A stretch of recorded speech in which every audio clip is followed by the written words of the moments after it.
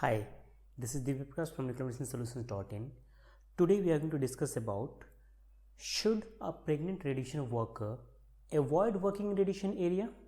There are a lot of confusion remains with the pregnant worker as well as the employer, that what are the working conditions should be there, should there be any precautions or not. So we will discuss about what rules says and what data say. We are going to find the answer of what rules say about working condition of pregnant radiation workers. Is there any discrimination allowed or not? How much dose to the fetus is allowed and how to measure that? We will see at what dose fetal malformations are seen. Is there any chance of reaching the dose limit set for the fetus in normal working condition? Their number of termination of pregnancies are carried out post accidental exposure due to anxiety or fear. Are they justified? What are the risks involved while working in a radiation area? And what are the probabilities of bearing a healthy child as a function of radiation dose? So let's find the answer of all these questions. In the directive of the Council of the European Union, that is Euratom 13, they say about protection of pregnant and breastfeeding workers in Article 10, and they say the protection of unborn child is to be same as members of public, and as soon as the pregnant worker informs employer, the employer shall ensure that the employment conditions for the pregnant worker are such that the equivalent dose to the unborn child does not exceed 1 millisievert for the remainder period of pregnancy.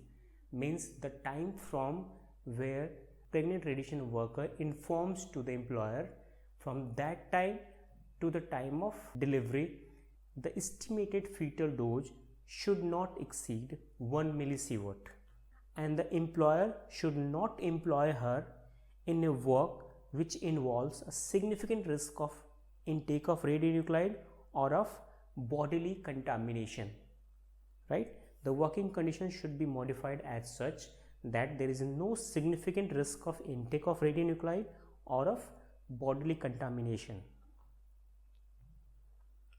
In a IAEA document GSR Part 3, they say the same thing, and they say the employer of a female worker who has been notified of her suspected pregnancy shall adopt the working conditions in respect of occupational exposure so as to ensure that the fetus is afforded the same broad level of protection as is required for the member of public. That means that unborn child will be treated as a member of public, and whatever dose is applicable for the member of public, that will be applicable for that fetus also.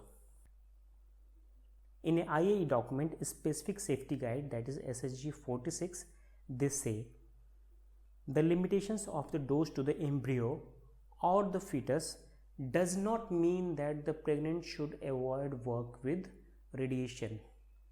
Means the dose limit which has been set as a 1 millisievert for the fetus or embryo, it does not mean that pregnant woman should avoid work with radiation, but it does mean that employer should carefully review the exposure conditions with regards to both normal exposure as well as potential exposure. For example, a pregnant woman might be restricted from spending a lot of time in radiopharmacy or working with solutions of radioiodine.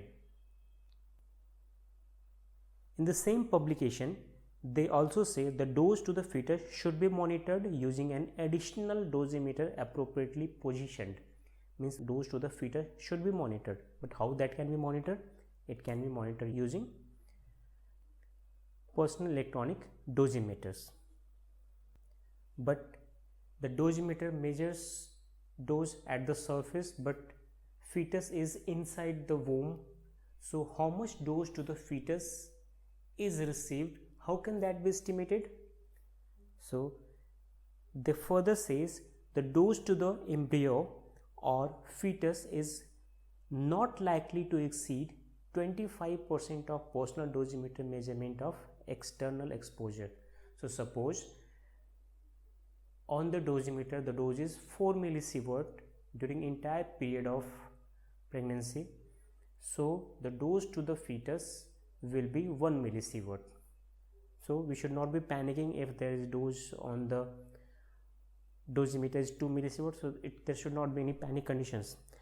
And this estimation value also depends upon the penetrating power of the radiation, that is the photon energy of the radionuclide which is being used.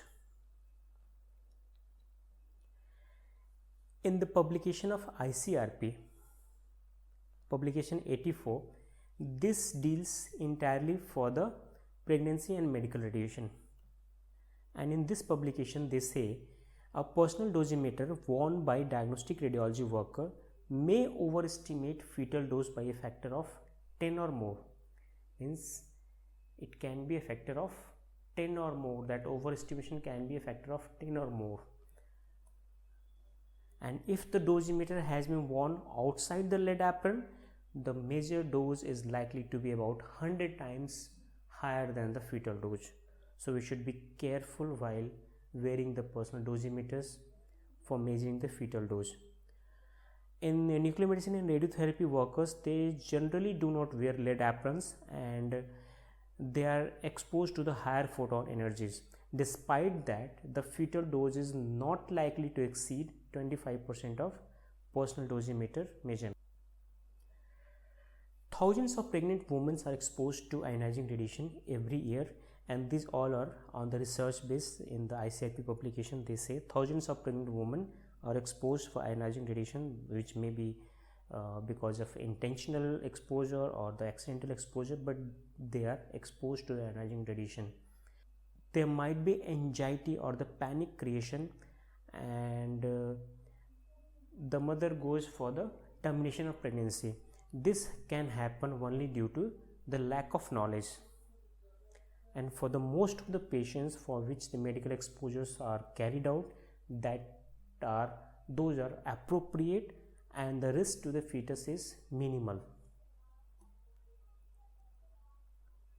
In a case when there was a pregnant female and she met with an accident and her kidneys, spleen were damaged and there was a free blood inside the abdomen, and she underwent a CT scan which went up to around 3 minutes, and after that she was taken to the operation room and both mother and child survived, and around 20 milligray of fetal dose was received by the fetus, but still this CT was a justified one and there was no effect seen in the fetus as well as mother.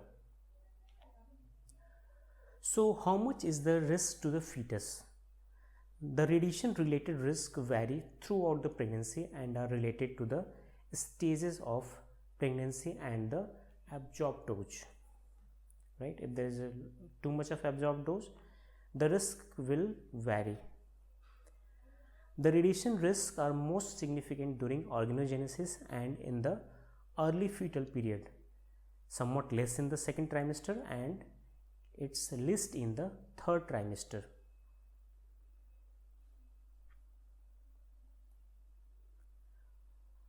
From most of the properly done diagnostic procedures, there is no measurable increased risk of prenatal death, malformation or mental impairments. So if the diagnostic procedures are performed properly, there is no measurable increased risk of any death or malformation or the mental impairments. High doses from the therapeutic procedures can result in a significant fetal harm. So diagnostic procedures are still safer, but therapeutic procedures can be harmful. So at what dose malformations can take place? So there is a threshold dose of 100 to 200 milligray or higher may be associated with central nervous system problems, and the fetal doses of 100 milligray are not raised even 3 pelvic CTs or 20 conventional diagnostic X-ray examinations. So if the diagnostic procedures are carried out properly. So threshold fetal dose of 100 mg will not be achieved, and these levels can be reached only in case of fluoroscopic guided interventional procedures of the pelvis or with radiotherapy. During 8 to 25 weeks post conception, the CNS is particularly sensitive to the radiation, and fetal doses in the excess of 100 mg can result in some reduction of IQ. Fetal doses in the range of 1000 mg can result in severe mental retardation or microcephaly. So what are the probability of bearing a healthy child as a function of radiation dose?